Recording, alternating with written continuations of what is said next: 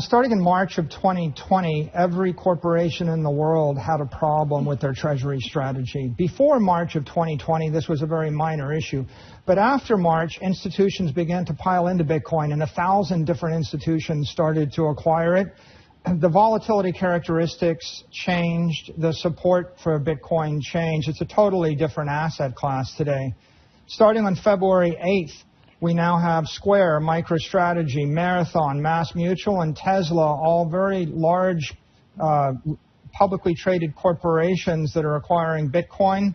The world's very different today for Bitcoin than it was back in 2018. I think Bitcoin is a much more stable asset class today than it was 3 years ago. It used to be dominated by leveraged retail traders on international markets with a lot of leverage. I think that starting in March of 2020, you saw institutions start to arrive. And I think in 2021, you're going to see that trend continue. The institutions aren't buying with leverage. They're actually buying it in place of gold to hold on their balance sheet or in place of sovereign debt to hold on their balance sheet for a decade or longer. So when you have MassMutual, take a large insurance company with hundreds of billions of dollars on the balance sheet. When they start to allocate to Bitcoin, they're not trading in and out of it. They're allocating to it as a monetary inflation hedge in the same way that we are. And I think you can see those trading characteristics changing right in front of your eyes if you look at the charts.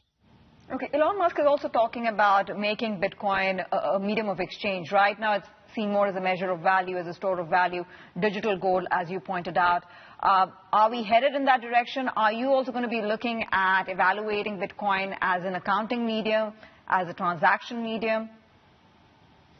You know, there are enthusiasts for Bitcoin as a medium of exchange, but I personally believe that the compelling use case is a store of value.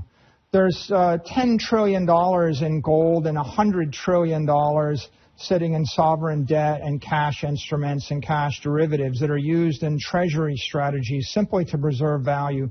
For the most part, gold doesn't work, and the treasury instruments aren't working. And so all these institutions and all these corporations and individuals everywhere in the world, they need a store of value. It's a $100 trillion problem. That's 100 times bigger than the current Bitcoin market cap, roughly speaking. And so I think that's where the story is for the coming few years.